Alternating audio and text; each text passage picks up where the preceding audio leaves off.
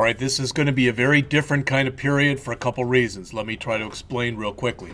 First, I'm going to lecture for about the first 15 to 20 minutes using this machine, our non-Mac. All right, then I'm going to stop, hook up the Mac stuff, and start on that.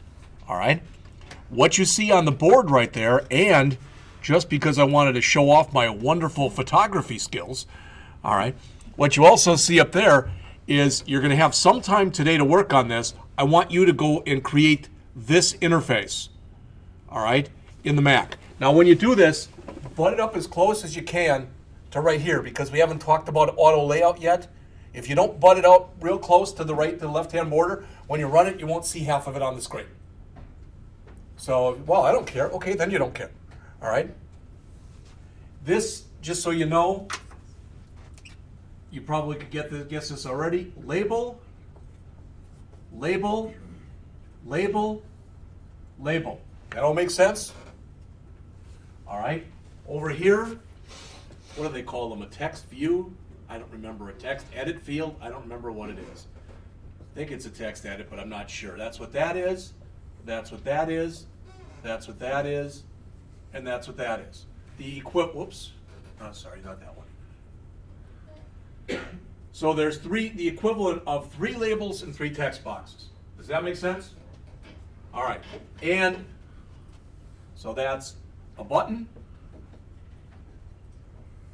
a button, a button, a button, a button. Okay, so that's the interface that you're going to end up building right there. All right. I can take another picture of it and put it out there, but I don't know if the world is ready to see that up there twice. But I can do that. I don't care. All right. You also all got a handout.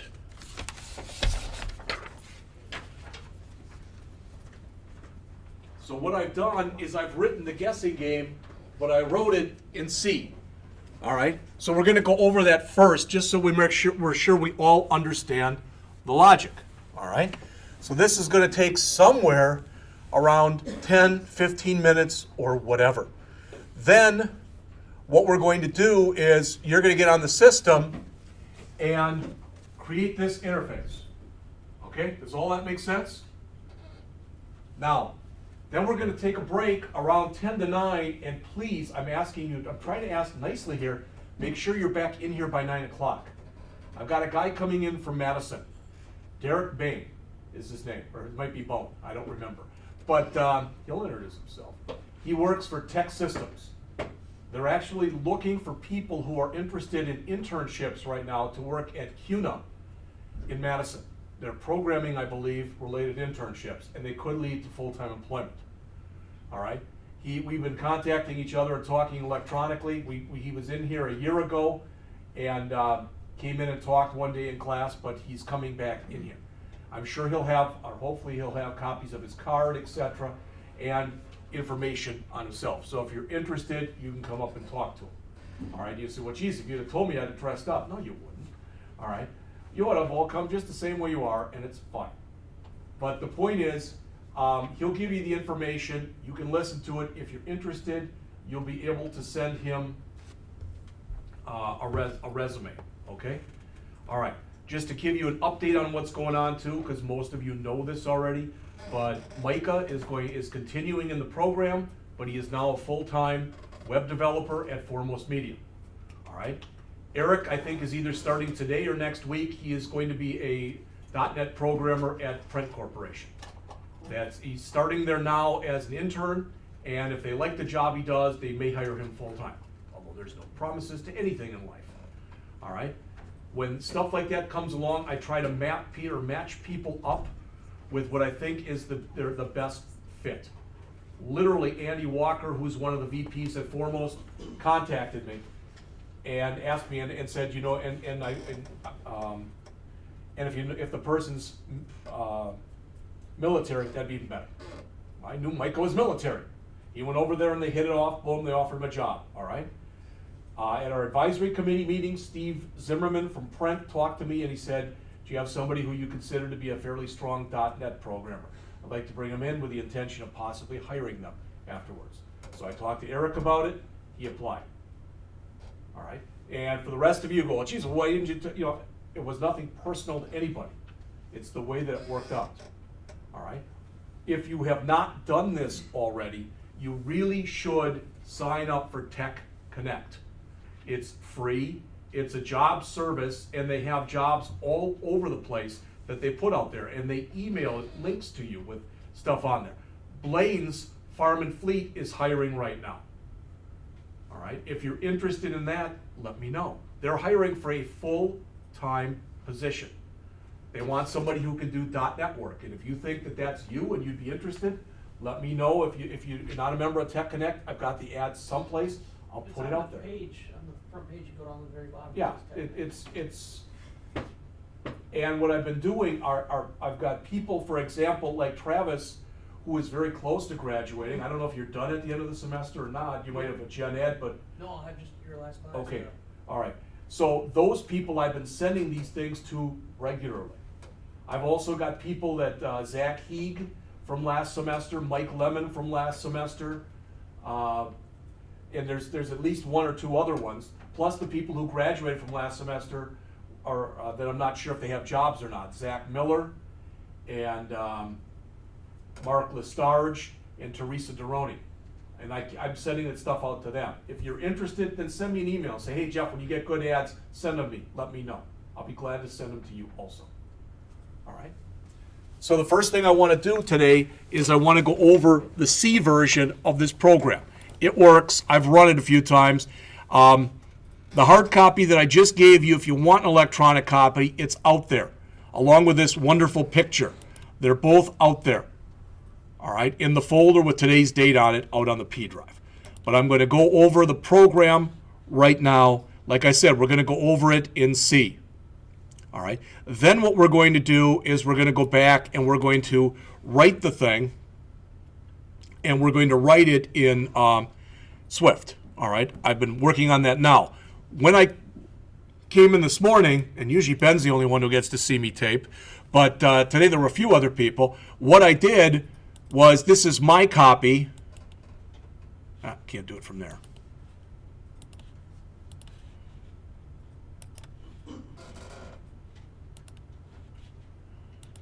This is my copy of the loan amortization program in PHP. All right, so I want to buy a car. I'm going to take out a $16,000 loan.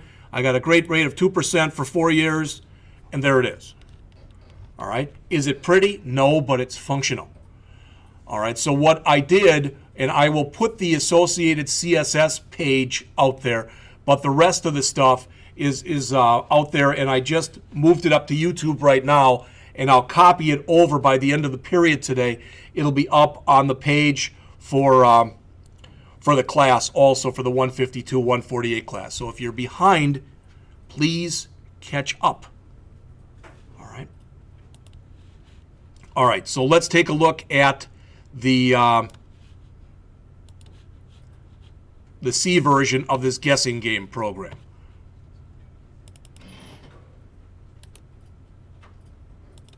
All right, and I made it, kept it, tried to at least, simple. All right.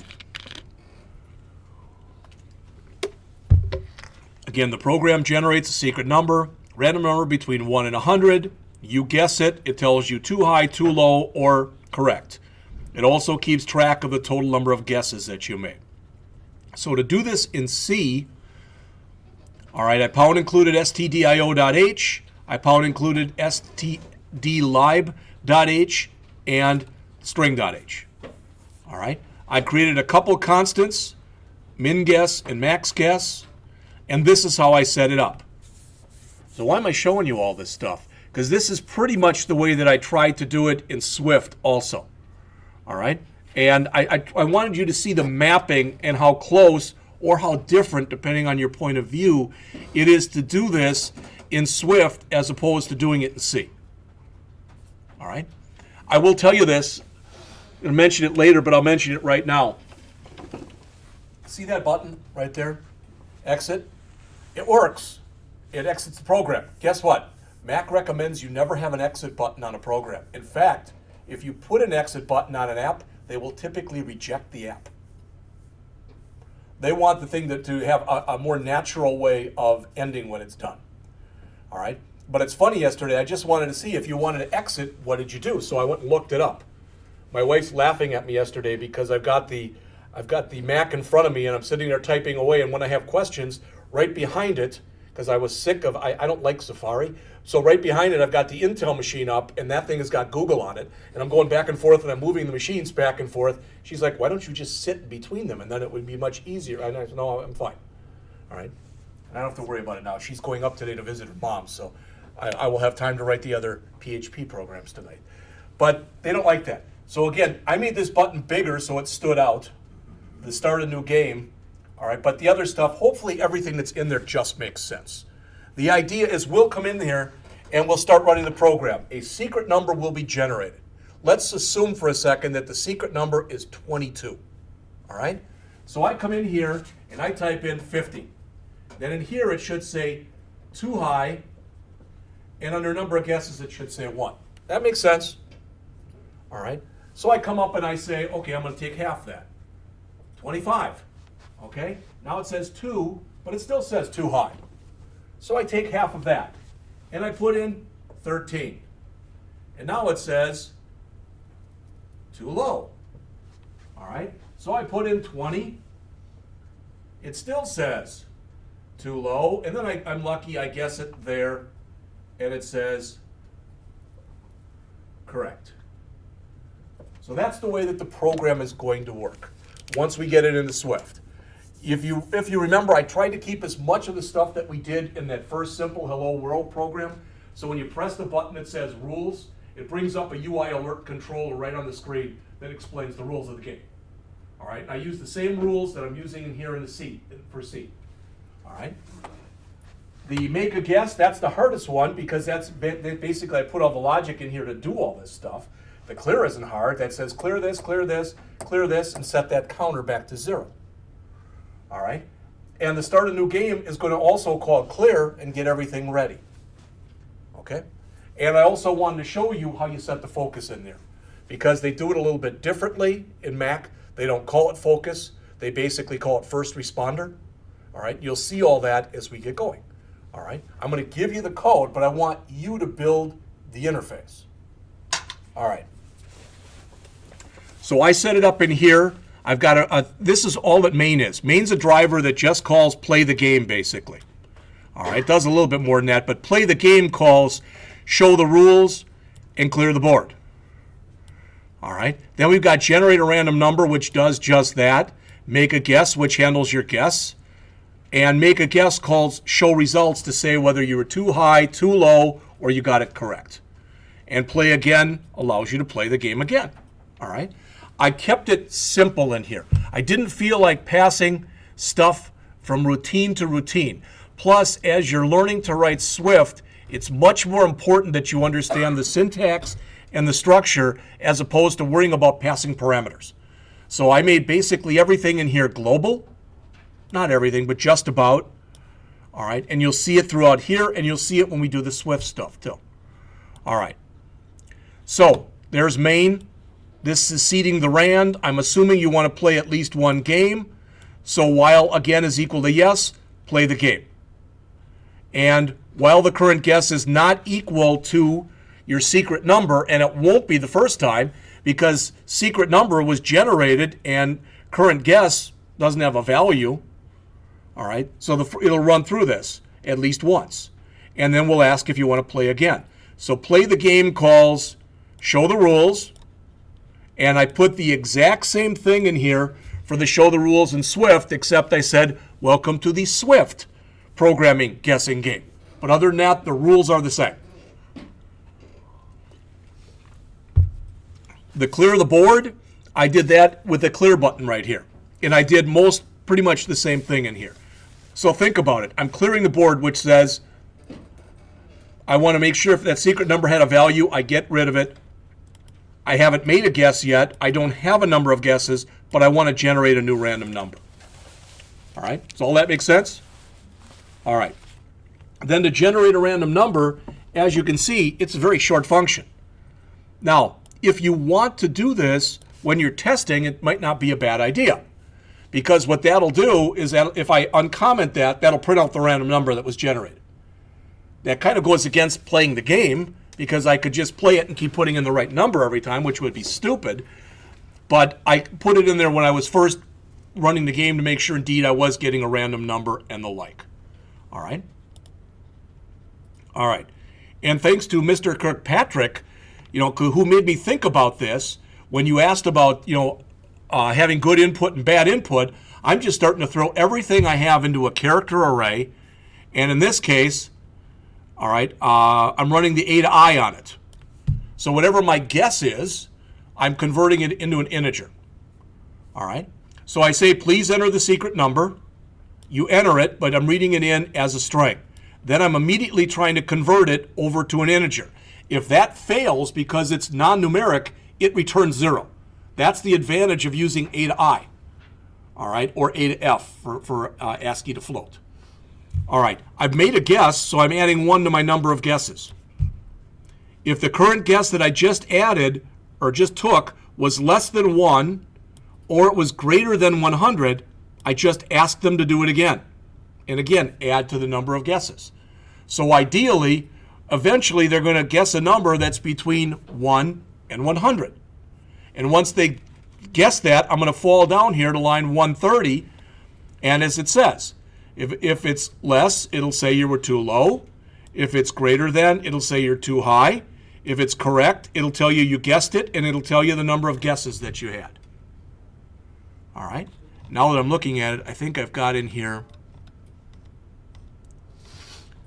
show results. And I don't know if I ever show the rules. Oh, that is show results. Okay, good. And then play again.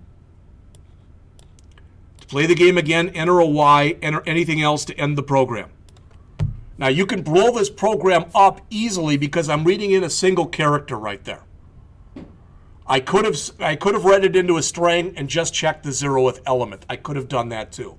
I could have worried about putting it into uppercase and all that other good stuff. I'm sorry, that's stuff you've already learned. So I figured if you want to do that, you'll be able to do that.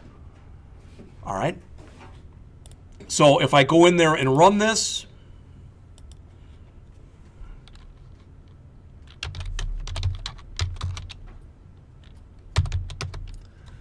again, there's the comments that you get, the equivalent of what I call rules.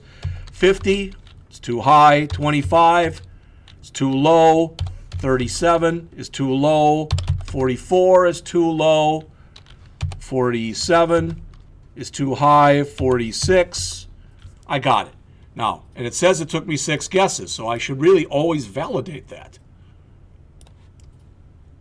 1, 2, 3, 4, 5, 6. I got it in 6 guesses.